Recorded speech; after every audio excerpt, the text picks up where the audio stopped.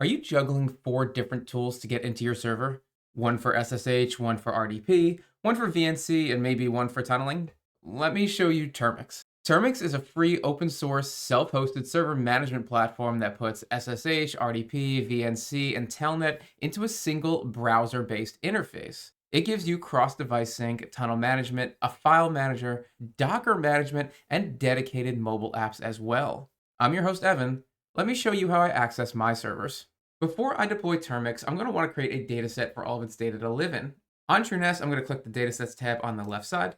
In my tank configs pool, I'm going to add a dataset by clicking the blue button on the top right, and I'm going to call it Termix. Once I've done that, I'm going to leave the dataset preset as generic and click Save. Scroll down in this window until you find Termix, and let's adjust the permissions using the permissions box in the bottom right by clicking Edit.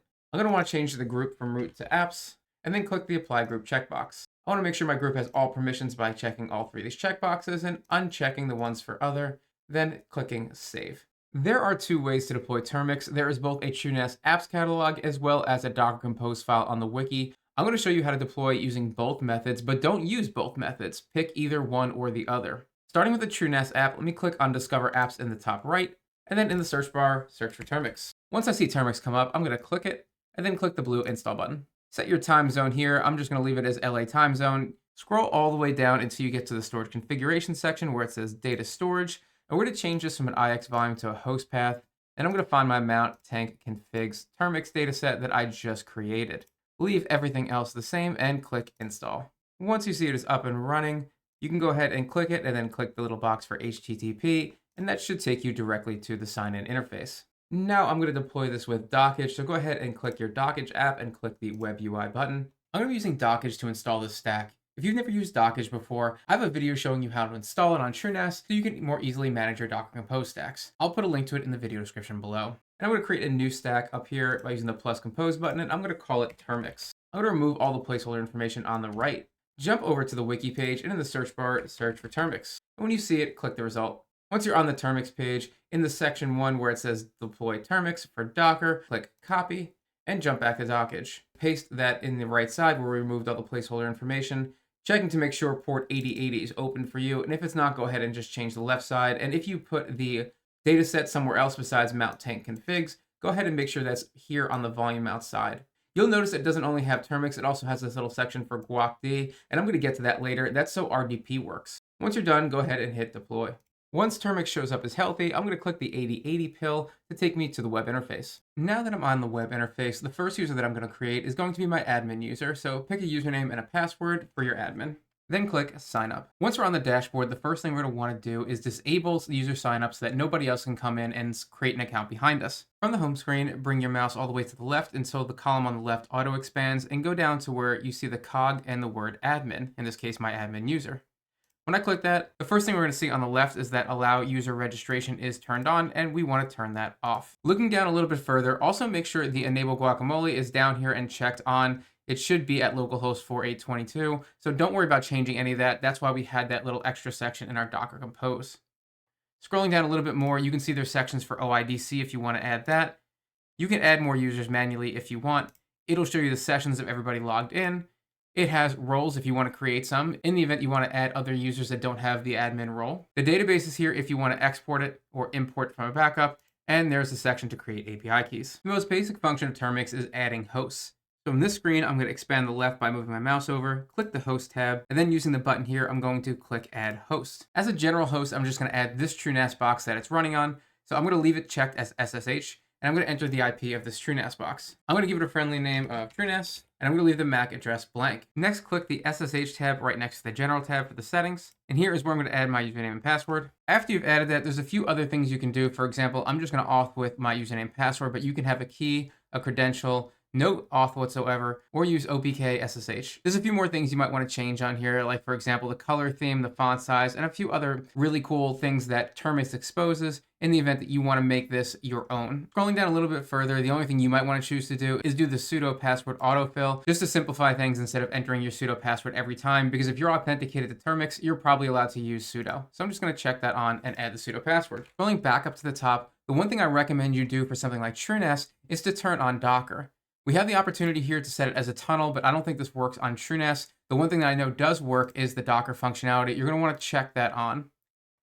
Files is also here. You can enable the file manager. And if you want, you can enable stats. And these are all on by default. So let's click save host or update host on the bottom. Now that I've done that, when I hover over my TrueNAS, I have options to SSH. Then I'll accept and continue. And now I'm logged in. If I hit sudo su, on the very bottom right, I get this option to insert my password. I'm going to confirm. Just like that, I am root without having to type anything. Now I'm going to take you over to my production version of Termix, which has got all my stuff built into it. When I open up my personal folder here, which is where I've organized some of my hosts, you can see I've added my TrueNAS box, and I can SSH in just by clicking the SSH key. I can use the file browser here, and I can go to, let's see, my mount, big deal, stacks pool. And let me show you, for example, my stack for Dockge, and here's my compose.yaml. And I can use this to edit, to download, do whatever I want. So it works as kind of a poor man's file browser quantum. Kind of saves you from running 2 different containers to do that, since I can do that within Termix itself.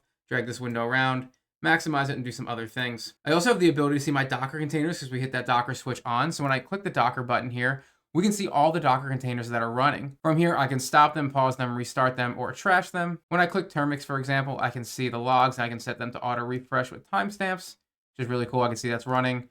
I have the stats for the specific container. And if I want to, I could actually go into the console, connect here over bash. So this works really, really well. And I kind of like the way it functions.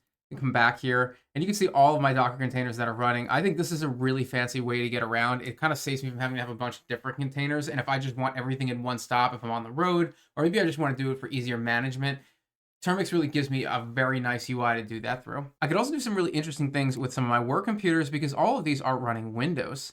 You can see some of my machines here on the left, and I'm going to take this machine, for example, ACG, and I'm going to click the little RDP icon here. And just like that, it loads the desktop for the ACG Windows machine right here rendered in the browser. I don't need a separate client to do this, and I don't have to have anything installed on the machine. In fact, this is running from a server running Linux, and I'm connected to a Windows machine over RDP without adding or removing anything. Jumping back to my TrueNAS login, on the left side, you'll see there's a bunch more buttons here I haven't really showed you guys yet. Down here where it says Snippets, I have the ability to add these really cool things called Snippets, and these are basically just commands. So for example, if I did a command like ls-l, I'll give this command a name like list. I can then create my snippet. It's uncategorized right now, but if I just run it, you can see it just inserts this command right here, and it gives me an ls-l. That's obviously really simple for ls-l, but there might be a lot of commands that you guys use repeatedly that you just don't want to keep typing, or maybe whole lists of commands. This just makes it really easy to do a really quick snippet, and it can be organized into folders and do all kinds of cool things with it. The split screen functionality I also really like. For example, if I click two-way split, it's going to ask me what panes I want. So I have my open tabs right here, and you can see them across the top. What I'm going to do is I'm going to put this TrueNAS tab here on pane 1,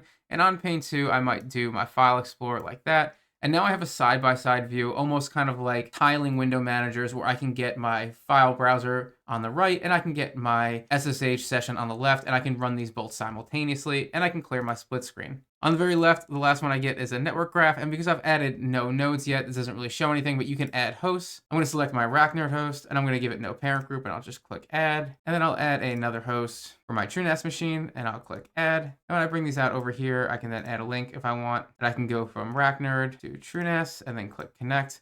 And now they're kind of linked together like that. This is super rudimentary, but I wanted you guys to see how you can use something like this to go ahead and make a really interesting network graph if you're willing to put the time in. One of the nice things is on this network graph, I can right click any of these and get the terminal, file manager, Docker, server stats, whatever it is that I've added to that. I can also move it to group or delete it. But this kind of gives me a nice way if I wanted to create a very, very detailed network map to be able to jump to these boxes just by right clicking and going to terminal. Looking at the project health of Termix, right now it sits at about 13,400 stars on GitHub, and it picked up GitHub's repo of the day back in September 2025, so this thing has real momentum. There are 32 releases, with the latest 2.3.2 dropping on June 4th, 2026, just days ago at the time of this recording. There are 264 commits on the main and counting. Looking at the release history, this is one of the most active projects I've covered lately. 32 tagged releases and a brand new version landing within the same week I'm filming. That's not a project somebody pushed once and abandoned. That's a consistent, ongoing development with regular features and fixes. There's an active Discord, and the docs site at docs.termix.site is there if you get stuck. Termix is the tool that I didn't realize I needed until I had it. It's actively maintained, easy to deploy, and the mobile app is genuinely usable. The dashboard view and the network graph are also a nice touch when you're looking at a list of 30 plus hosts. Anyone who manages more than a couple servers and is tired of having to SSH into each one every single time, or RDP into another, or VNC into a third, it doesn't want to have that headache, should be using Termix. Just getting it all in one place like this with one dashboard just makes usability so much smoother. What's your current setup for managing SSH and RDP across your home lab? are using Termius, Xterm, Guacamole, or something else, just let me know in the comments below. If you found this helpful, hit the like button. Make sure you subscribe so you don't miss the next video we release. If you want to see content YouTube won't let us show you, head over to Patreon. There's a link for it in the video description below. If you want to see more content from this channel, go ahead and check out my best apps playlist. I'm going to put a link to it in the video description below. Did you know I'm available for hire? If you would like a free quote, follow the Hire Me link in the video description below to book time with me one-on-one. Thanks for watching, everybody, and as always, stay curious.